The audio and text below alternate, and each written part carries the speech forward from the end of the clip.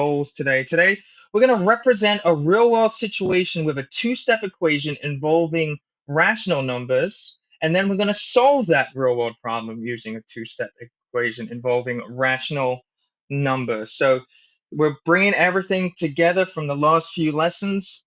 Now we're dealing with some word problems. Let's do a quick review.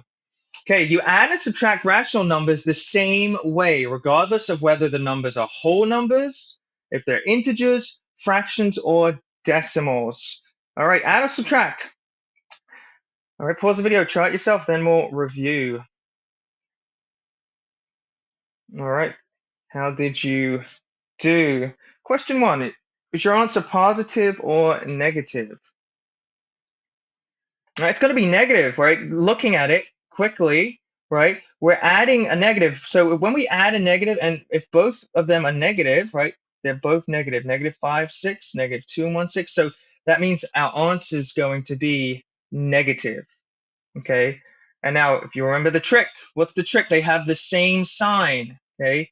What are you going to do when they have the same sign? We're going to add same sign, take the sum. Remember that idea of the S's, same sign sum, and then keep the same sign. So we know it's going to be negative. We're going to add the numbers, and we're going to add the absolute values. Okay, right? So we got 2 and 1 6 plus 5 6. That's actually going to give me 2 and 6 6. So if I wrote this over here, let's write it. All right, we've got 2 and 1 6 plus 5 6. Right? 1 6 plus 5 6 actually equals 6 6, and that equals 2. But remember, 6 6 is the same as 1. So this is like saying 2 plus 1, which equals 3. So our answer here is negative 3, not a positive 3, right? Because you said it's negative. Question 2. Did you get a positive or negative answer? All right. Well, before I do that, I'm going to rewrite this to 7 plus negative 12.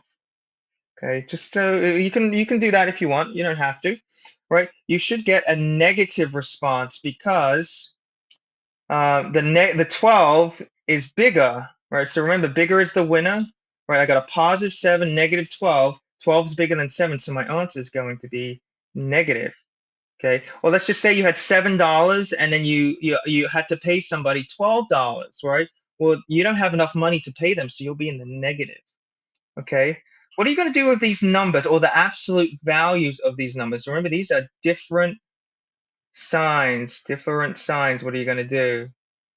Well, you're going to take the difference. Okay. The difference. That means subtraction, right? Sum is addition, right? Difference is subtraction. So we're going to subtract the absolute values. Really, what we're going to do is 12 minus 7, which equals positive 5. But remember, we said our answer is going to be negative, so it'll be negative 5. All right. All right, let's review what we've been doing the last few lessons. Do you remember how to solve a two-step equation? Pause the video, try this yourself. All right, how did you do? What's the first step? What are you going to do? All right, first thing we want to do, we want to add 1/3. Okay, add 1/3. Right, that will cancel these guys out. Add 1/3 to both sides. So what I do to one side, I do to the other side. Okay, so there's two sides.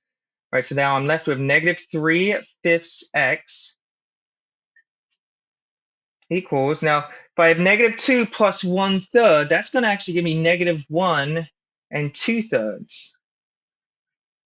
Okay. Or I could change that as well. So negative 1 and 2/3, I'm going to just write that here. That's the same as negative 3 times 1 plus 2. So 3 plus times 1 is 3 plus 2. So this is like saying negative 5/3. I changed it to a mixed, I'm sorry, an improper fraction, because that might be a lot more helpful. Okay, so let me rewrite this. So we have negative 3/5 x equals negative 5/3. All right, what are we going to do next? Right, we need to get rid of this negative 3/5 x. By doing what we do with that is we divide. But remember, when we divide fractions, we keep it the same, change it to multiplication, and then flip. Okay, so now I have negative 5/3. So This cancels out, and we're left with just x. But what we do with one side, we've got to do to the other side, negative 5 thirds. All right. And so what I have is x equals, remember they're both negative, so negative times negative is positive. So I'm going to have 5 times 5, 25, 3 times 3, 9, 25 over 9, which we should change, right? 9 goes into 25 2 times. That means, and then I have 7 left over.